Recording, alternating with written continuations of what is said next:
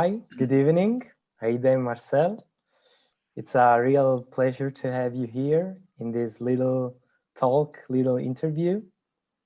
This interview will be about a very interesting topic, not always discussed, which is why hearing aids are not enough.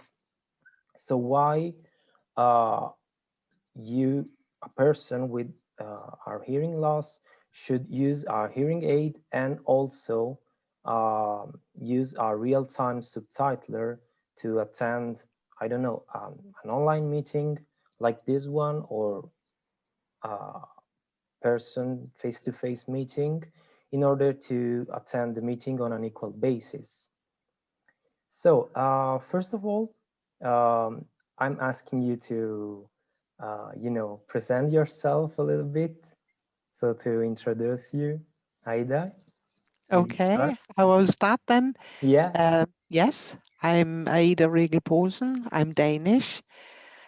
I have had my hearing loss since I was 26 years old. So I'm living with it, growing up with it, I think. I am also a teacher. I'm a teacher of the deaf and a speech and hearing therapist for school children. So I'm also working in this field professionally. We want to introduce you, Marcel. Yeah, hello, Peter.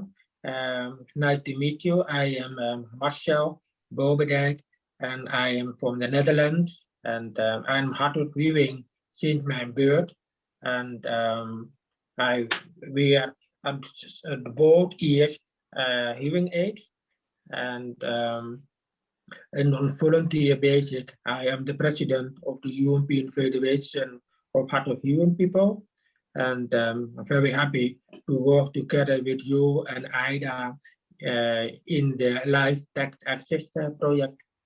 Yeah. Yeah. Also for me, it's a really nice pleasure to have you here as a A4 representatives. So should we start with the first question? Okay. So the first question is, of course, why a person like you who uses hearing aid still should require from their company to hire a real-time subtitler for attending an online meeting or whatsoever meeting, a face-to-face meeting, or in a normal situation, in order to attend that meeting on an equal basis. So why essentially is the hearing aid not enough? Okay, I like to start with giving the answer. Let I start to say that it is for each hard of hearing person different. So I and Ida will give the answer from our personal perspective. Um, let I start with giving the example at my work. And when we have face-to-face meetings, and that is a meeting one-to-one or with two or three other people, then I use only my hearing aid. And when the group is a little bit bigger, example 6, 8, 9, 10 people, I use also a communication set with some mics on the table. And when the group is bigger than 12 people, um, example at a national meeting that we have in our organization, when we have a meeting with my colleagues from all over the country on a central place, the meeting, then I have the speech-to-text support, and the speech-to-text interpreter is by me in the room.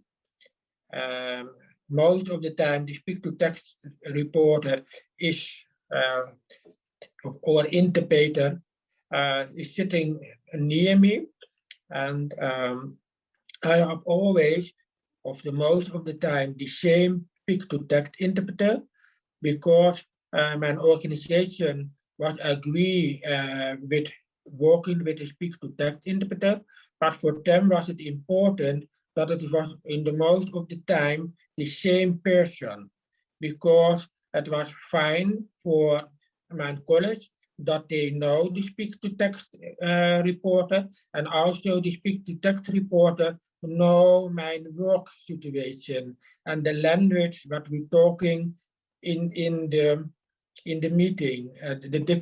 A lot of difficult words is coming a different time back, and also names, so that make it for the speak-to-text interpreter also easier to do the job. Before the meeting, I send to the speak-to-text interpreter the agenda and the minutes of the last meeting, and also all the documents that we discuss in the meeting, so that the speak-to-text interpreter before the meeting have the time and need to prepare him or herself do the job at the meeting. And at the meeting, we have at my work the rule: the speak-to-text interpreter say when we have a coffee break or the lunch break. So the most of the time, after an hour or 1.5 hours, the speak-to-text interpreter asks me, is it okay to have now the lunch break or the coffee break? Sometimes I say, oh, wait 5 or 10 minutes so that the topic is finished, and then we can have the break. That has happened face-to-face work setting. And now in the Corona time, we have a lot of online meetings, and I have hearing aids that I can streaming via Bluetooth in my iPad and phone. And that is different than before. My former hearing aid had not the streaming connection, and then was it needed to have the speak-to-text interpreter. So it is independent of the possibilities that you have on your hearing aid, and also of the quality of the hearing aid, but also is it related to how heavy is the hearing loss. I am very heavy hard of hearing person, so that I need my hearing aid, and in big meetings, then I need the support of speak-to-text. But no, it is in communication. The sound that I receive on my hearing aid, I see the face of the speakers, so that I can read the lips and I read the text. It's a kind of multitasking, and ladies as Ida and do that much better than I.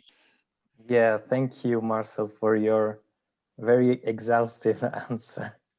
It was very interesting. So Aida, I can tell it's a very tiring. It's very tiring for you to, you know, all these, as Marcel was saying, to catch up the lip reading and the text-to-speech interpreter, what he or she says, and you know, the use of hearing aids. It's very tiring, isn't it? Well, yes, it is. And even though you have a hearing loss and you get some audiological treatment in hearing aids or cochlear implants, our hearing is just not so flexible. In meetings like this, we are 3 participants here, but the quality of the sound is very different from the 2 of you. So in meetings with more than 2 people, I actually appreciate real-time subtitling. Also because the microphone settings from other participants, I cannot rely on a good quality from that. I'm very aware myself to use a boom microphone so that I have the same distance to the microphone all the time, but not everybody are aware of that. So voices vary a lot, and my hearing loss is moderate, maybe in the high frequencies going towards severe. But I also have a discrimination loss, which is something in the brain that I'm twisting words around. And if I mishear something, then and I act on that, I think I have understood, but then I may in fact have misunderstood it. So I really appreciate the real-time subtitling. Yeah, in these To do cases, my tasks correctly. yeah, Yeah, but I like to add also in work situations for planned meetings, it is no problem to book a speech-to-text interpreter. But for certain meetings, emergency meetings, we cannot have that. So that could mean that we cannot be in front at the work, because in front at the work, that is where many emergency meetings are. So we need to have a better system for this. And also for my situation, it would be me booking the speech-to-text interpreter. It would never be my employer. So if that is an extra task, to know when is a meeting and then to book somebody, and also to make sure that I have the same interpreter, because as Marcel said, the interpreter will learn the topics of my job and the technical expressions, and that is in fact the quality.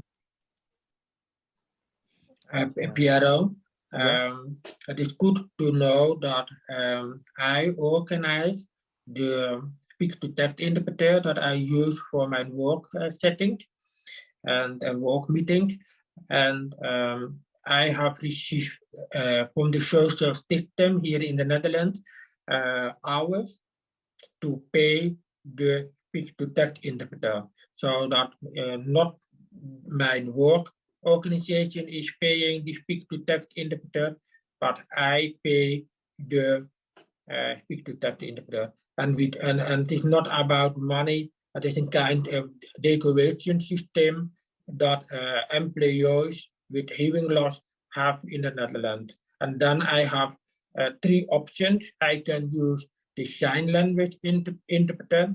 I can use Dutch with sign interpreter, or I can use the speech-to-text interpreter. So there is not a difference between the three groups. but it's really up to you. I mean, Yeah, in terms of costs also, yeah, organization. and when I go to a meeting, that I prefer to use an interpreter with Dutch with sign, then is that also possible. But in 99% of the time, I prefer to use the speech-to-text. What do you think it's the, the added value for a speech to text interpreter instead of this kind of plenty of error subtitles we are having right now, these automatic subtitles? Well, the automatic speech recognition that we're using just now, it just doesn't learn throughout an event. And I was just saying to Marcel earlier today that I attended a cochlear implant seminar a couple of weeks ago, and that lasted for 2 hours. And there was some automatic speech recognition in it.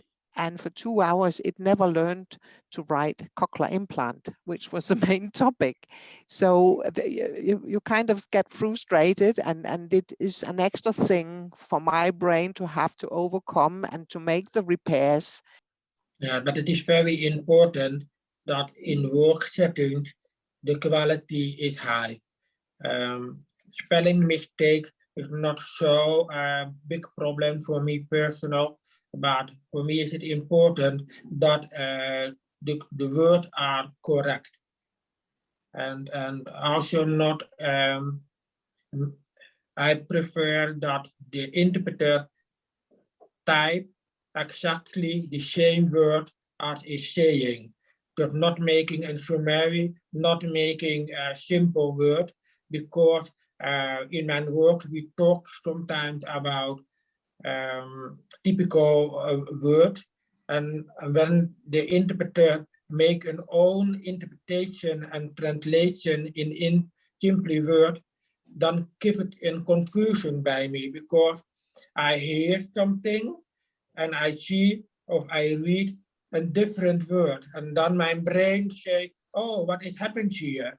And that costs too much energy to and then you are out your concentration, and then you miss a part of the meeting. Yeah, of course. So it's really important to have like a verbatim interpretation instead of a more sensatim one.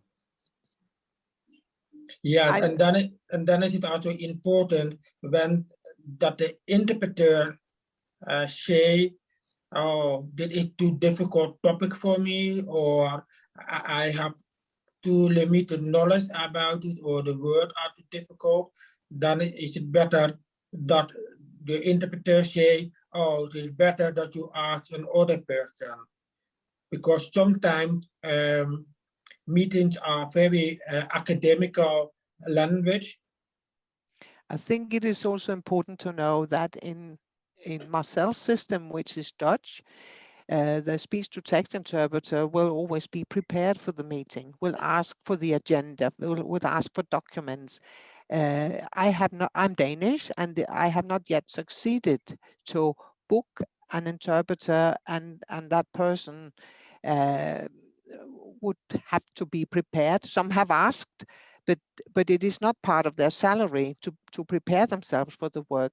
Whereas sign language interpreters in Denmark, it is part of their salary that they prepare themselves for the work. But it is as if when it is a speech-to-text interpreter, they just come and hear and they write what they hear. So there is a difference how these things are carried out throughout Europe, throughout the entire world, actually. Yeah, and here you see the difference between countries in the northwest of the European Union. We are not neighbor countries, but we're very close to other.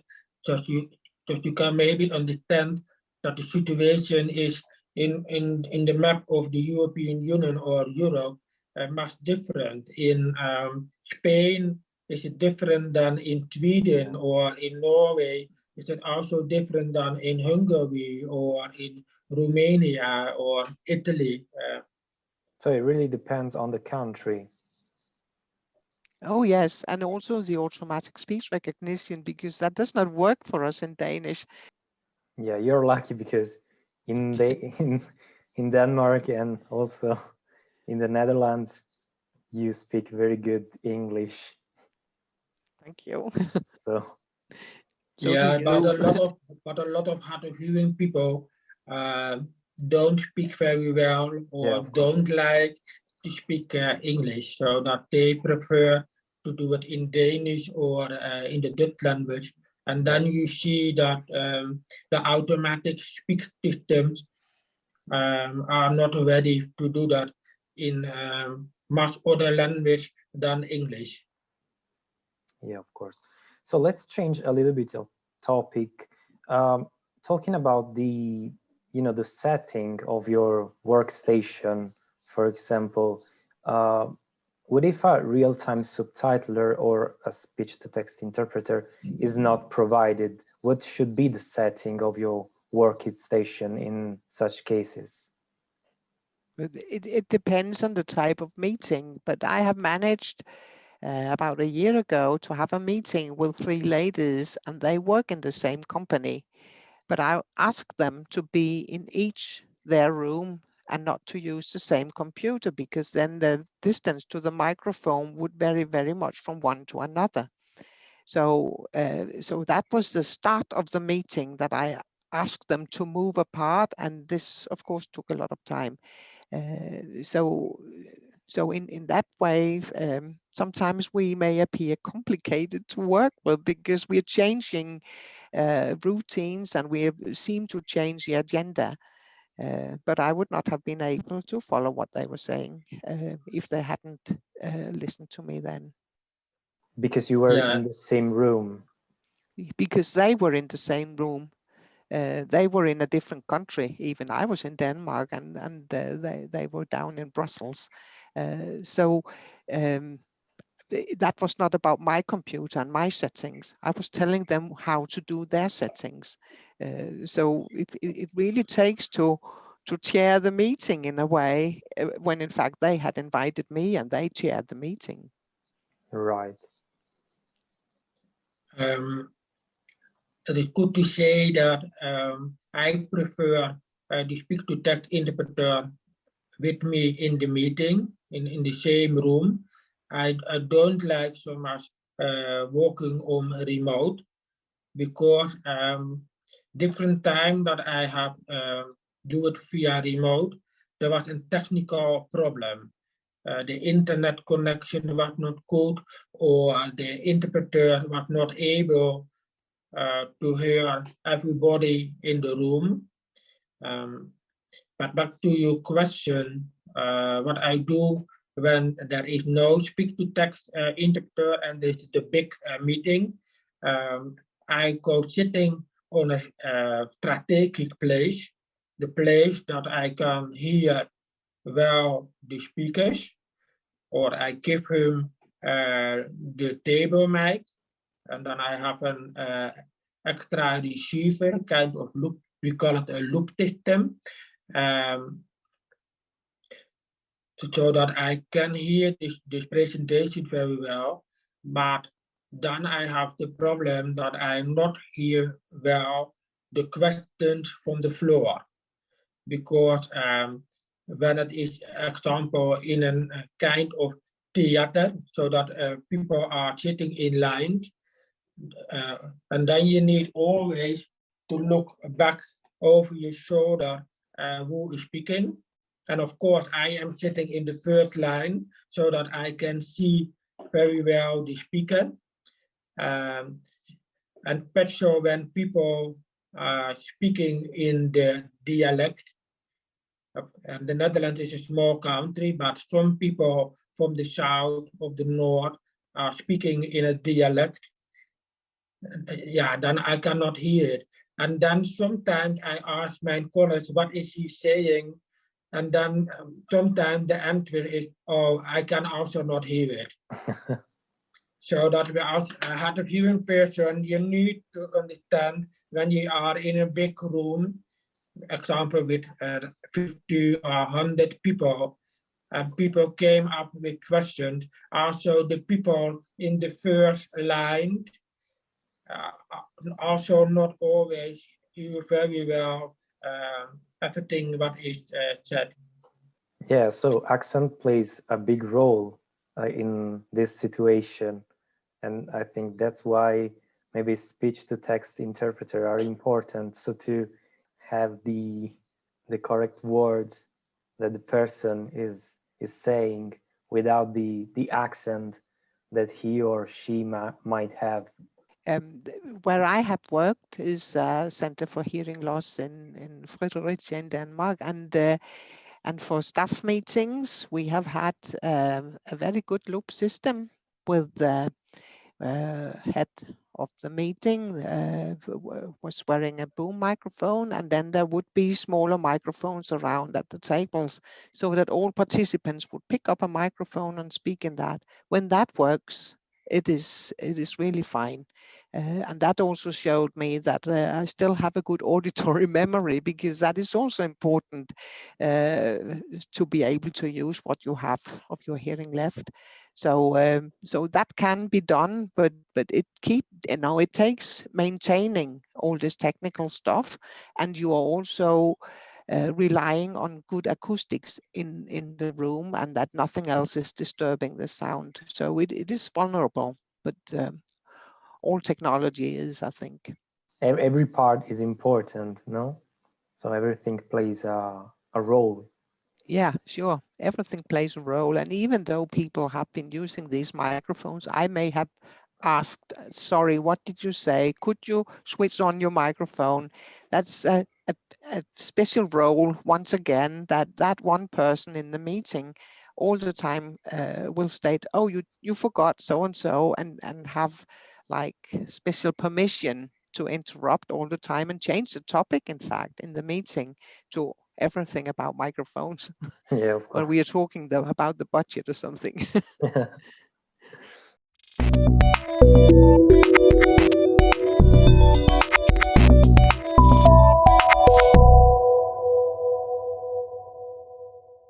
LTA Live Text Access, Universitat Autónoma de Barcelona, SDI, Internationale Hochschule, Scuola Superiore per Mediatori Linguistici, ZDF Digital, European Federation of Hard of Hearing People FHO, Velotype, Subti Access, European Certification and Qualification Association ECQA. Co-funded by the Erasmus Plus program of the European Union. Erasmus Plus project 2018-1-DE01-KA203-004218.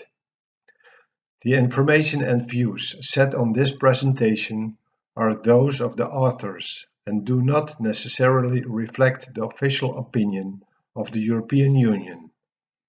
Neither the European Union institutions and bodies, nor any person acting on their behalf, may be held responsible for the use which may be made of the information contained here.